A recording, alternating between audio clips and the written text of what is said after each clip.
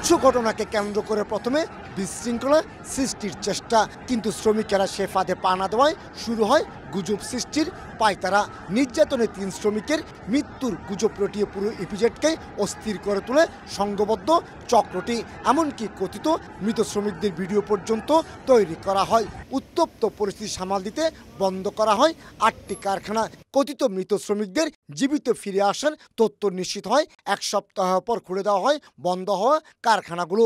আর এটি হলো চট্টগ্রাম ইপিজেডে গুজব সৃষ্টির মাধ্যমে গার্মেন্টস সেক্টরে অস্থিরতা সৃষ্টির সবশেষ ঘটনা।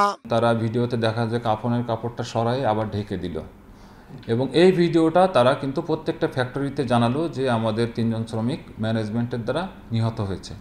তো পরবর্তীতে আমরা এই বিষয়ে সঙ্গে সঙ্গে আমরা তাদের বিষয়ে খোঁজখবর নিই এবং তাদের অডিও এবং ভিডিও আমরা কালেক্ট করি এবং শ্রমিকদেরকে আমরা জানাই যে না, এটা একটা গুজব ছিল, কেউ যেন এই গুজবে পা না দেয়। গার্মেন্টস ব্যবসায়ীদের অভিযোগ, বিশ্বখ্যাত বায়ার প্রতিষ্ঠানগুলোকে বাংলাদেশ বিমুখ করার চেষ্টা চালিয়ে যাচ্ছে একটি চক্র, যার অংশ হিসেবে শ্রমিকদের বেতন ভাতা নিয়মিত পরিশোধ সত্ত্বেও A1 এবং ভিআইপি কারখানাগুলোকে টার্গেট করেই অস্থিরতা সৃষ্টি করা হচ্ছে।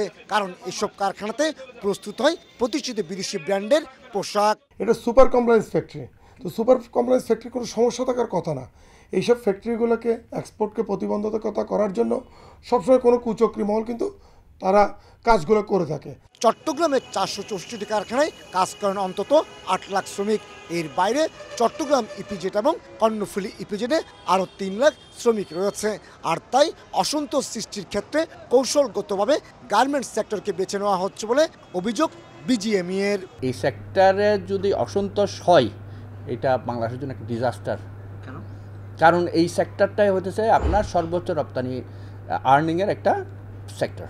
ইতিমধ্যে মার্কিন ট্যারিফ ইস্যু নিয়ে জটিলতা অনেকটা কাটিয়ে উঠে ঘুরে দাঁড়াতে শুরু করেছে বাংলাদেশের তৈরি পোশাক খাত। এমন ইতিবাচক পরিস্থিতিতে প্রতিযোগী দেশগুলোর চক্রান্তে জড়িত থাকার শঙ্কা রয়েছে, আর তার সঙ্গে যুক্ত হচ্ছে এখানকার নানা ইস্যু।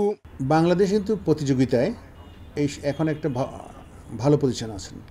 তো এই প্রতিযোগিতাকে নস্যাৎ করার জন্য এই দেশীয় এবং বিদেশি একদল লোক এখানে উঠে পড়ে লেগেছেন এবং বিভিন্ন ধরনের গুজব সৃষ্টি করে এই ইন্ডাস্ট্রিকে তার অগ্রযাত্রাকে ব্যাহত করার জন্য প্রচেষ্টা করছেন। গত 1 বছরে বেতন ভাতার আন্দোলন ছাড়াও গার্মেন্টস কারখানায় তুচ্ছ ঘটনা এবং গুজবকে কেন্দ্র করে 100-এর বেশি সংঘাত নিয়ন্ত্রণ করেছে সেনাবাহিনী এবং পুলিশ। কমল দে, সময় সংবাদ, চট্টগ্রাম।